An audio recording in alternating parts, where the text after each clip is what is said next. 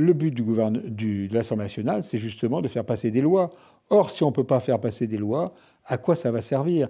Donc le problème aujourd'hui, c'est que cette Assemblée nationale, qui malheureusement est extrêmement difficile. C'est ça le vrai problème. Et je ne pense pas que c'était la même chose qui se passait en Espagne ou qui se passait en Italie. Les choses étaient fondamentalement différentes à ce moment-là. On a besoin, nous, chefs d'entreprise, de petites et moyennes entreprises, on a besoin d'avoir de la stabilité. On a besoin de voir de l'avant. Quand on nous dit que peut-être on va faire encore des taxes supplémentaires, eh bien évidemment ça nous inquiète. Et les gens ne sont pas évidemment prêts à pouvoir investir pour aller de l'avant. Et une entreprise qui n'investit pas, malheureusement, c'est une entreprise qui risque de stagner. Et puis, les choses risquent de se passer très mal. Donc, la stabilité, on ne l'a pas. L'inquiétude est là, bien évidemment.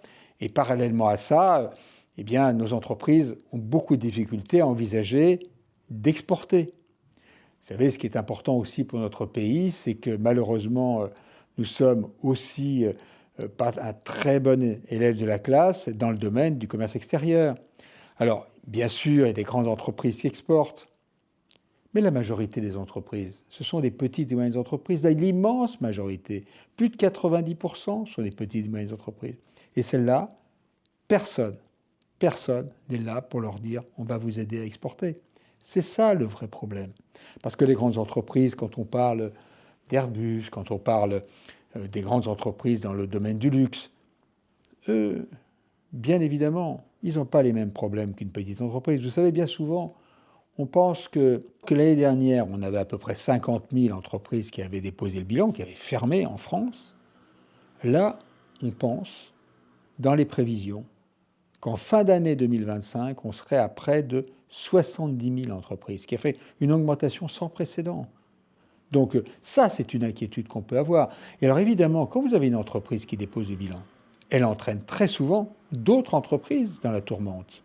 Parce que, bien évidemment, ces entreprises ont des fournisseurs, ces entreprises ont des clients. Donc elles mettent toute cette infrastructure, tout cet écosystème en difficulté.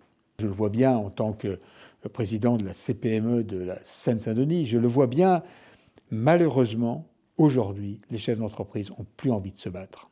Si vous voulez, il y a une lassitude qui est en train de se faire.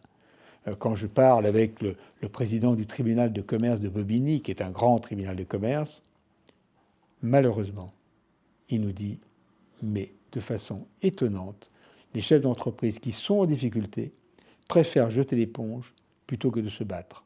C'est tout à fait nouveau comme attitude.